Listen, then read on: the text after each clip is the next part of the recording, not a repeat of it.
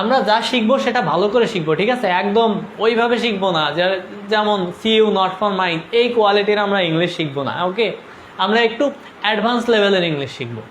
দেখো, noun part of স্পিচের first part. নাউনটা কি? নাউনটা হচ্ছে বাংলায় বিশেষ্য। গত ক্লাসে যেটা বলেছিলাম, বাংলায় যেটা ব্যাকরণে দেখাইছিলাম, নাউনটা কি? নাউনটা হচ্ছে বিশেষ্য, অর্থাৎ যে শব্দ দ্বারা কোনো ব্যক্তি, বস্তু, অবস্থান, স্থান ইত্যাদির নাম বোঝায় সেগুলাই হচ্ছে নাউন। ক্লিয়ার? যে শব্দ দ্বারা ব্যক্তি, বস্তু, অবস্থান বা যে কোনো স্থানের নাম বোঝায় সেগুলাই হচ্ছে নাউন, ঠিক আছে? অর্থাৎ হতে পারে, কি হতে পারে? নুসরাত হতে পারে, হতে পারে দিল্লি অর্থাৎ দিল্লি, হতে পারে পেশাওয়ার, এটসেট্রা। এইরকম নাউন, নাম বোঝালেই নাউন হবে, ঠিক আছে? কিন্তু আমাদের একটা জিনিস ক্লিয়ার রাখতে হবে, হ্যাঁ, যে এই নামটার পরে আর কোনো নাম আছে কিনা। আমি বুঝাই দিচ্ছি উদাহরণের সাহায্যে। মনে করো আমি দিলাম এ বাস ড্রাইভার, এটা মনে করো ড্রাইভার লিখেই নি, কি লিখছি? এ বাস ড্রাইভার, দুইটা নাউন পরপর, এটাও নাউন, এটাও নাউন। এইরকম যদি পরপর দুইটা নাউন থাকে, আমরা জানি বাসটাও নাউন, ড্রাইভারটাও নাউন, কারণ যারা ড্রাইভ করে তাদেরকে ড্রাইভার বলা হয়, ঠিক আছে? ড্রাইভারটা নাউন আর বাসটাও নাউন। হ্যাঁ, এখন দেখো এ বাস ড্রাইভার, কি? এ বাস ড্রাইভার, এখানে বাসটাও নাউন, ড্রাইভারটাও নাউন। পরের নাউন কোনটা সবসময় সেইটা দেখতে হবে। এরকম কোনো যদি সেন্টেন্স থাকে, অর্থাৎ এরকম কোনো যদি প্রকারভেদে আমাদের পড়ে যায়, একসাথে যদি অনেক নাউন থাকে, তখন একদম লাস্টেরটা নাউন আর আগেরগুলা অ্যাডজেক্টিভ। অ্যাডজেক্টিভটা অর্থাৎ নাউনটা অ্যাডজেক্টিভ হিসেবে বসেছে। ওকে, এই নাউনটা তখন আর নাউন থাকবে না, অ্যাডজেক্টিভের কাজ করবে, কারণ অ্যাডজেক্টিভটা নাউন সম্বন্ধে অতিরিক্ত তথ্য দেয়। ড্রাইভার, কিসের ড্রাইভার? বাসের ড্রাইভার। এখানে বাস নাউন হওয়া সত্ত্বেও অ্যাডজেক্টিভ হয়ে যাবে, কেন? কারণ একটা নাউনের সম্বন্ধে অতিরিক্ত তথ্য দিচ্ছে।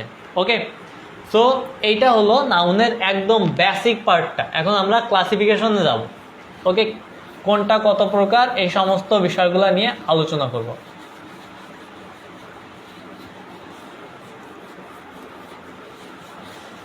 সো এটা খুবই ইম্পর্ট্যান্ট একটা ক্লাস হতে যাচ্ছে। ওকে, আর আমরা খুবই মানে নর্মাল কোয়ালিটিতে আমরা শিখবো না, একটু ডিফারেন্ট ওয়েতে শিখবো। যেরকম আমরা জেনারেলি শিখে থাকি ওই রকম আমরা শিখবো না, বিকজ বেসিকটা একটু ভালো করে শেখাই better. I know very English, এই কোয়ালিটির ইংলিশ আমরা শিখবো না। ওকে, আমরা আরও বেটার ওয়েতে ইংলিশ শিখবো। এখন নাউনটা কত প্রকার?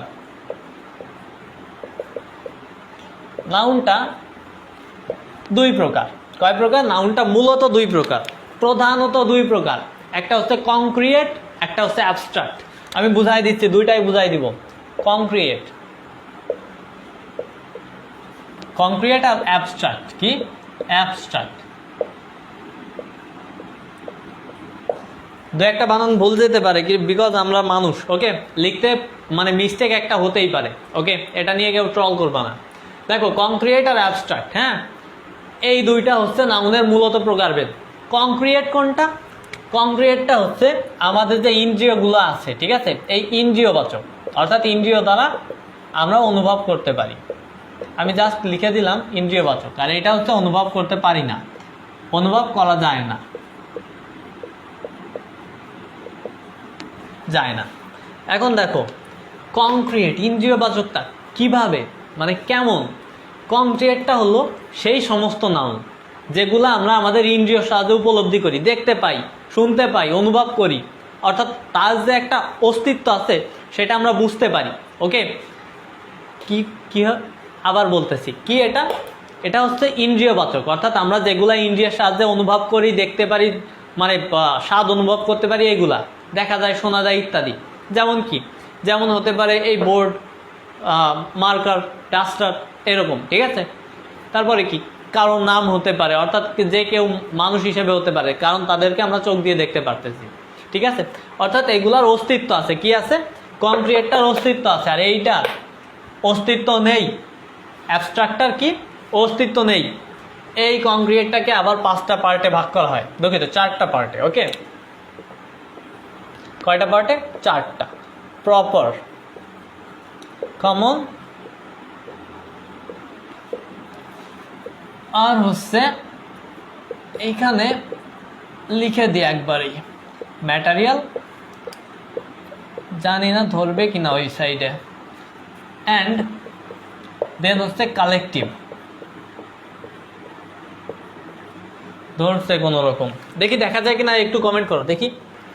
এই যে প্রত্যেকটা নাউনের পার্ট, অর্থাৎ কংক্রিট নাউনের যে পার্টগুলো আছে, এই part by part, inch by inch, এইগুলা ঠিক আছে, একদম ইজিলি কিভাবে শেখা যায়, একদম মনোযোগ সহকারে দেখো। এইবার দেখো, যারা মানে নোট করবে তারা পরে নোট করে নিও, নোট করার টাইম পাবে, কিন্তু এটা না বুঝলে পারবে না। প্রপার নাউন কোনগুলা? সোজা হিসাব। প্রপার নাউন তিনটা জিনিস বোঝাবে। ব্যক্তি, অর্থাৎ ওই যে ব্যক্তিবাচক যে বিশেষ্যগুলা ছিল সেই রকম, ঠিক আছে। কি কি বোঝাবে? ব্যক্তি, বস্তু, আর একটা জিনিস বোঝাবে, কি বোঝাবে? স্থান। যেমন ব্যক্তির ক্ষেত্রে কি? রহিম, করিম, নুসরাত, এরকম, ঠিক আছে। বস্তুর ক্ষেত্রে কি কোনগুলা হতে পারে?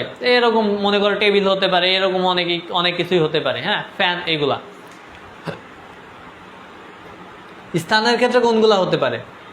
স্থানের ক্ষেত্রে হতে পারে ঢাকা, রাজশাহী, খুলনা, তারপরে কি মেলবোর্ন, লন্ডন, এরকম হতে পারে। এখন দেখো, এই বস্তুবাচকের ক্ষেত্রে একটা জিনিস ক্লিয়ার রাখতে হবে, হ্যাঁ, বস্তুবাচক সব বস্তুগুলা কিন্তু এর ভিতর পড়বে না, এই প্রপার নাউনের ভিতর পড়বে না। বলা একটু ভুল হয়েছে, খাটগুলা আসবে না, খাট, তারপরে মনে করো টেবিল, এগুলো আসবে না। বস্তুবাচকের মধ্যে কোনগুলো আসবে? যেগুলা মাত্র একটা আছে পৃথিবীতে। কয়টা আছে? একটা মাত্র আছে পৃথিবীতে। যেমন কোনগুলো হতে পারে? কবিদের সৃষ্টি, অর্থাৎ যে গীতাঞ্জলি, অগ্নিবীণা, এগুলো আসতে পারে, হ্যাঁ। তারপরে আসতে পারে দি গ্রেট, এরকম যে সমস্ত বই আছে, ঠিক আছে, ইউ ক্যান উইন, এগুলো আসতে পারে, হ্যাঁ। এই সমস্ত বিষয়গুলো হবে তোমার প্রপার নাউন। আর একটা জিনিস মনে রাখবা, প্রপার নাউন সবসময় ক্যাপস লকে লেখা হবে। ক্যাপস লক, ক্যাপস লকটা কি? বড় হাতের এসে মানে বর্ণে, হ্যাঁ। প্রপার নাউনটা সবসময় বড় হাতের বর্ণ দিয়ে শুরু হবে। ক্লিয়ার? এই ক্যাপস লকটা খুবই খুবই ইম্পর্ট্যান্ট, অর্থাৎ ক্যাপস লক দিয়ে শুরু করা। প্রপার নাউন সবসময় বড় হাতের স্টার্ট হবে, অর্থাৎ বর্ণ দিয়ে স্টার্ট হবে। একটা জিনিস মনে রাখবা, যদি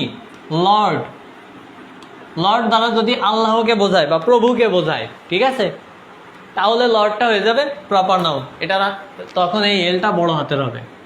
কি? এটা বড় হাতের হবে যখন এই লর্ড দ্বারা প্রভু বা আল্লাহকে বোঝাবে। বাট আমরা লর্ড দ্বারা কিন্তু প্রভুকে বোঝাই না বর্তমানে।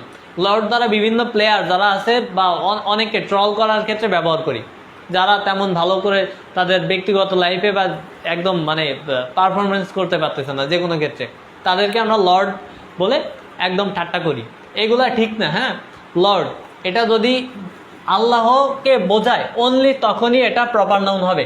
আদারওয়াইজ আল্লাহকে না বুঝিয়ে যদি অন্য কিছু বোঝায় তখন এটা প্রপার নাউন হবে না, এবং এটার এই এলটা বড় হাতের হবে না, ক্যাপস লকে হবে না। ওকে, তখন ওইটা স্মল লেটারে লিখতে হবে। এটাই হচ্ছে প্রপার নাউনের টোটাল বিষয়টা। আশা করি ক্লিয়ার হয়েছে। কমন নাউন কোনগুলা? কমন মানে কি? সাধারণ। কমন মানে কি? সাধারণ। এটা ক্লিয়ার। এইটা আপাতত একটু মুছে দিয়ে একদম ক্লিয়ার করে দেখাই দিই। এখন কমন নাউন হচ্ছে একদম সাধারণ, যেগুলো সবার ক্ষেত্রে বর্তমান, ঠিক আছে, সবার ক্ষেত্রে বিদ্যমান, সবার ক্ষেত্রে বলা যাবে, সেগুলো হয়ে যাবে হচ্ছে একদম তোমার কমন নাউন। কোনগুলো হতে পারে? যেগুলো সবার ক্ষেত্রে বিদ্যমান। কি? যেমন ম্যান, এটা দেখো টোটাল মানব জাতির ক্ষেত্রেই বিদ্যমান, অর্থাৎ মানব জাতির সবার ক্ষেত্রে এটা প্রযোজ্য না? ম্যানটা সবার ক্ষেত্রেই প্রযোজ্য। তারপর কি আছে? গার্ল আছে, সব মেয়েদের ক্ষেত্রেই প্রযোজ্য। এই রকম যেগুলো আছে সেগুলা হয়ে যাবে হচ্ছে কমন নাউন, ঠিক আছে। অর্থাৎ জাতিবাচক বিশেষ্য, গতকাল লেকচারে যেটা ছিল, হ্যাঁ, এটা হয়ে যাবে কি? কমন নাউন ইংলিশের ক্ষেত্রে। এখন আরও আছে, এই দুইটাই শুধু না, এরকম যতগুলা দ্বারা জাতি বোঝাবে সবগুলাই হয়ে যাবে কমন নাউন, ঠিক আছে। সোজা হিসাব জাতি বোঝাবে। ম্যাটেরিয়াল নাউন কোনগুলা? ম্যাটেরিয়াল নাউন হচ্ছে পদার্থবাচক। পদার্থ পড়ো নাই ছোটোবেলায়? পদার্থ কয় প্রকার? 3 প্রকার, কঠিন, তরল, আর একটা গ্যাসীয় বা বায়বীয়। ওই 3 প্রকার পদার্থটা হচ্ছে এই ম্যাটেরিয়াল নাউন। কোনগুলো হতে পারে? মাটি, পানি, বায়ু, এইগুলাই তো পদার্থ। অর্থাৎ বায়ুটা কি? বায়ুটা হচ্ছে বায়বীয় পদার্থ, এটাও ম্যাটেরিয়াল নাউনের পার্টে, ঠিক আছে। তারপরে কি আছে? পানি, তরল পদার্থ, এরকম যত তরল আছে সবই ম্যাটেরিয়াল নাউনের পার্টে, ঠিক আছে। তারপরে কঠিন কোনগুলো আছে, যেমন সোনা, রূপা, এগুলা সবই এই ম্যাটেরিয়াল নাউনের পর্যায়ে, অর্থাৎ ম্যাটেরিয়াল নাউনের ভিতর অন্তর্ভুক্ত।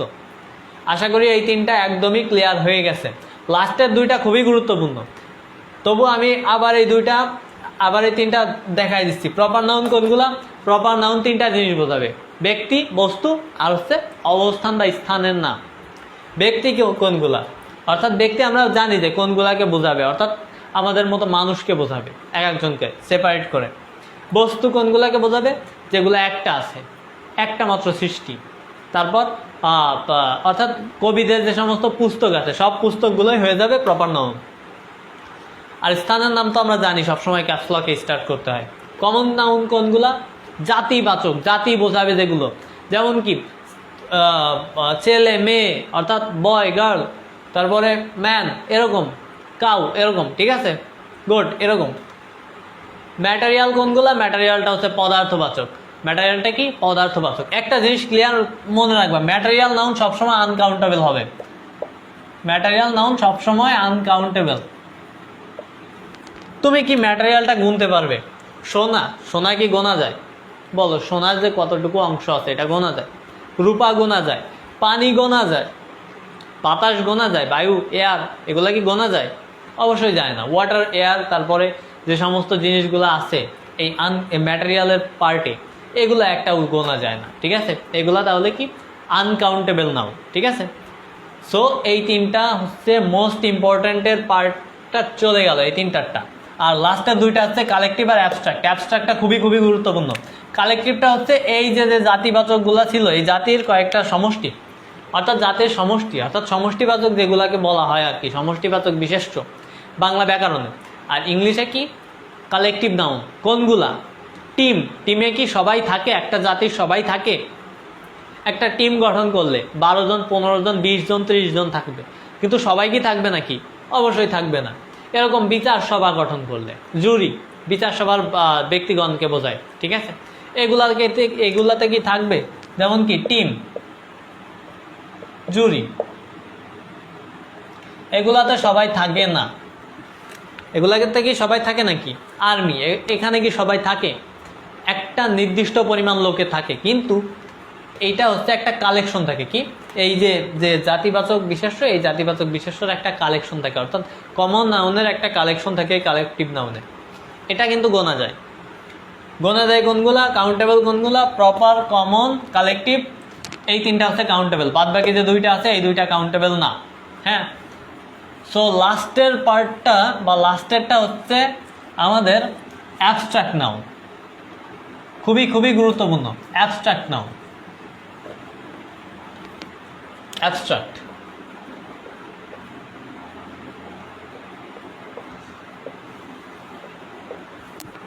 তোমরা হয়তোবা জানো না, এই নাউন থেকে খুবই ইম্পর্ট্যান্ট কিছু কোশ্চেন আসে। মনে করো এই একটা ওয়ার্ড দিয়ে বলে দিতে পারে যে এটা কোন পার্ট অফ স্পিচ। নাউনের থেকে তোমাকে কোনো প্রশ্ন দিতে পারে যে এটা কোন নাউন। আমি এটা আপার লেভেলের কথা বলতেছি, ঠিক আছে, একদম লোয়ার লেভেল এখনের কথা বলতেছি না। এগুলা শিখলে তোমার ভবিষ্যৎ লাইফে অবশ্যই কাজে লাগবে। অ্যাবস্ট্রাক্ট কোনগুলো? গুণবাচক। গুণবাচক কোনগুলা? সততা কি গুণ না? অনেস্টি, এসব গুণ না? এগুলা সততা, সত্যবাদিতা, এগুলা গুণ না? হ্যাঁ। তারপরে কি? ইনফ্যান্সি, অর্থাৎ বাল্য, ইনফ্যান্সি মানে শিশুর শৈশব আর কি, ইনফ্যান্সি, এগুলা কি তোমার গুণ না? একটা গুণ বোঝায় না? এগুলা যে সমস্ত গুণগুলা বোঝাবে সবগুলা অ্যাবস্ট্রাক্ট নাউনের ভিতর পড়ে যাবে, অর্থাৎ গুণের নাম যখনই বোঝাবে তখন সেটাকে বলা হবে অ্যাবস্ট্রাক্ট নাউন। ক্লিয়ার? তো গুণের নাম কখন তুমি বুঝতে পারবে যে এটা গুণের নাম? এটা বোঝার সব থেকে একটা সহজ সিস্টেম হচ্ছে এটাকে, এইগুলাকে একটা জেনারেল যে নাউনগুলো আছে এগুলোর সাথে দিয়ে দেখো, যদি মিলে যায় তবে সেটা হয়ে যাবে অ্যাডজেক্টিভ, বিকজ অ্যাডজেক্টিভটা সবসময় নাউনকে মডিফাই করে, ঠিক আছে। আর এইগুলা যদি একটা নাউন হয় তবে মিলবে না, অর্থাৎ অনেস্টি তুমি দিতে পারবে না, অনেস্টি বয়, ঠিক আছে, অনেস্টি বয় হবে না, ইনফ্যান্সি বয় হবে না, অর্থাৎ এইগুলা সেই সময় তোমাকে অনেস্ট বয় করতে হবে, ঠিক আছে? অনেস্ট বয়, অনেস্টটা হচ্ছে তোমার অ্যাডজেক্টিভ, ঠিক আছে, সব। আর এই অনেস্টিটা হচ্ছে গুণবাচক নাউন। হ্যাঁ, ক্লিয়ার? সো এইগুলা সব সময় আনকাউন্টেবল হবে, সব সময় আনকাউন্টেবল হবে। এখন বলতে পারো কিভাবে? তুমি একটা গুণ আমাকে বলতে পারবে যে অমুক গুণটা আমি গুণে দেখাবো। এই যে সততা, সত্যবাদিতা, ইনভ্যান্সি, এগুলা কি গুনতে পারবে? বয়হুড, চাইল্ডহুড, এগুলা গুনতে পারবে? ফাদারহুড, এগুলা কি গুনতে পারবে নাকি? পিতৃত্ব, এগুলা গুনতে পারবে? মাতৃত্ব, এগুলা গুনতে পারবে? এগুলা গোনা সম্ভব না। এগুলা হচ্ছে আমাদের গুণবাচক যে নাউনগুলো আছে সেইগুলা। গুণবাচক নাউনটা আমরা দেখতে পারি না, শুনতে পারি না, অনুভবও করতে পারি না, ঠিক আছে? অর্থাৎ এটা আমাদের যে ইগুলো আছে, ইন্দ্রিয়গুলো আছে, এগুলোর সাহায্যে আমরা অনুভবও করতে পারি না। এই যে এইটা হচ্ছে আমাদের কি অ্যাবস্ট্রাক্ট নাউন। দেখি এই নাউনগুলোতে কোনো প্রবলেম আছে কিনা, দেখ কমেন্ট করো।